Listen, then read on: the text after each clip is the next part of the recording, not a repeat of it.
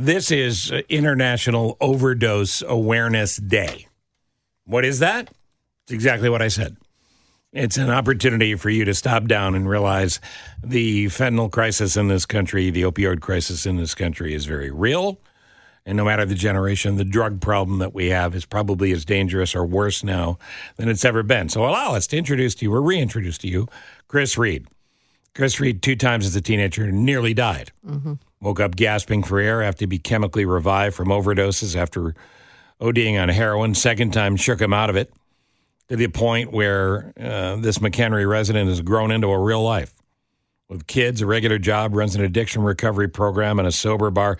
How'd he do it? Who gets the credit for it? What does he recommend? Chris Reed joins us now. You're an inspiration, my friend. Thanks, Steve. Nice to have you back on. Yeah, of course.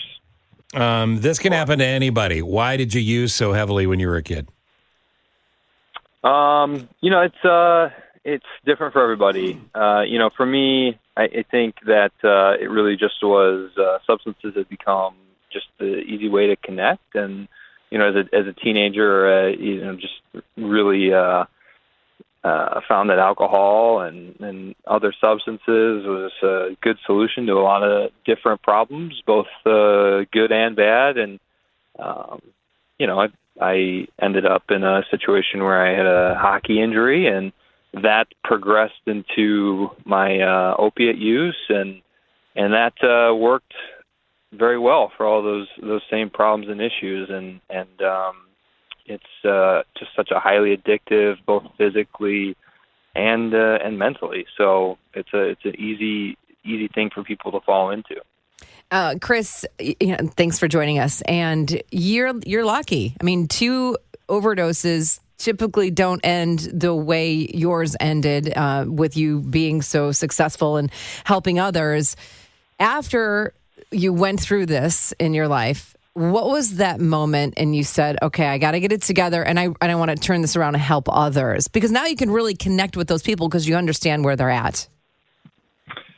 Yeah, I mean, that moment for me, it really came to me. It was pretty unexpected. I never really thought that all the things that I was going through at the time would become one of my greatest assets. But that is certainly what had ended up happening. And I think the best, I think most beautiful thing on that is that it brings so much purpose and value and connection to my life today to be able to take those things that I went through and be able to create structures and organizations and just relationships with people that, provide some level of hope and understanding and a pathway out of it. And, to your point of being lucky, I'm extraordinarily lucky, especially given the situation in 2007 and 2008, 2009, when, this really wasn't on the forefront of everybody's mind, and naloxone wasn't readily available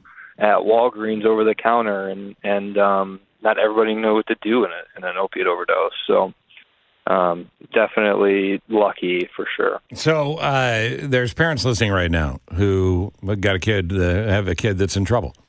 And nobody was more Olympian level in codependency than me as a brother of an addict. Sure. Codependency doesn't solve the problem, does it?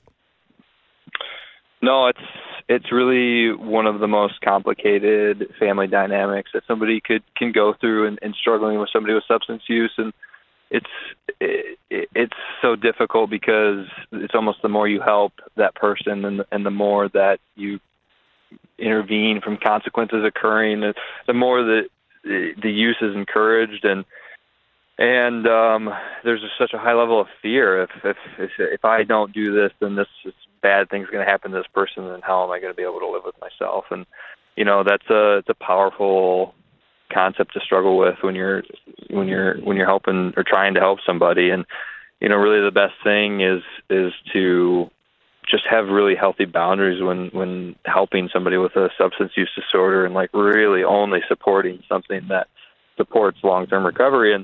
And if it doesn't, then you don't do it. But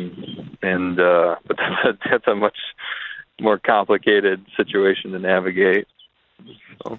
Yeah. So, Chris, I mean, we hear so many stories of, kids or young adults that have addiction problems, and I have friends whose kids have left the house and now they can't find the child. It's frustrating. Don't know how to help them. I have family members who've worked in organizations trying to. One's called Save the Michaels, and it's in New York, and they lose hope because they don't know how to reach the young adult that's addicted.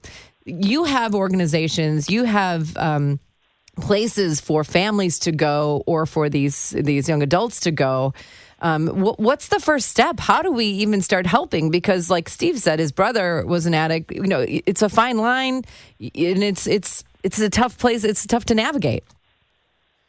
Yeah, I mean, there's a lot of different places to start. There's so many great organizations out there that are in a position to help. I can tell you, at least for us, what we do, our call center is really armed with a vast amount of resources. And if somebody calls Northern Illinois Recovery Center and get somebody on our admissions team, they're gonna talk them through, and they're gonna be able to tell them, hey, here's what your options are.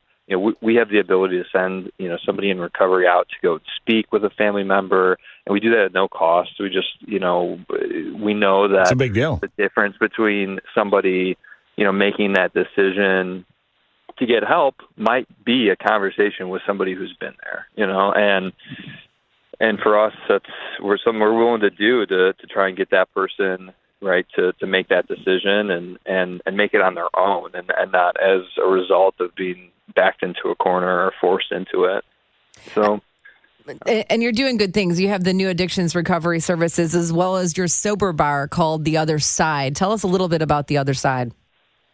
Yeah, I mean, The Other Side is a sober bar that we were the first real sober bar in the country, and that was, really started by accident. And I had a construction company, and the warehouse had turned into a recovery hangout, and that was in 2009, 2010, and that grew over the years. And we just opened a brand new location 2 years ago in downtown Crystal Lake with like a full food service, full mocktail menu, community meeting space.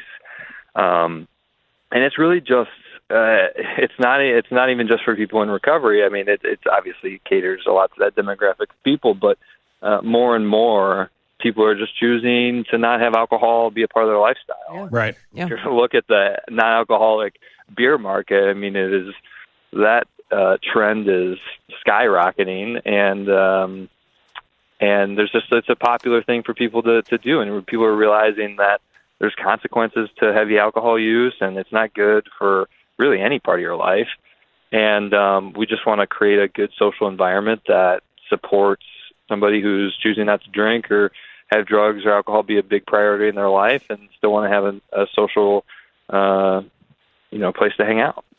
It's an amazing story. I certainly hope you're proud of it and continue the good work. The Other Side and New Addictions Recovery Services, Berkshire Drive in Crystal Lake. What's the easiest way to stay in touch with all the good you're doing? Yeah, so really the best way is northernillinoisrecovery.com. That is really the hub to access anything that we have going on, and you can chat with us online there. You can give us a phone call. That's going to be the best place to start. Appreciate you being on. You're great, Chris. Thank you so much. Thank you so much. Chris Reed, a survivor, a thriver, and helping give people their lives back. His story is really incredible. Pretty crazy. Yeah.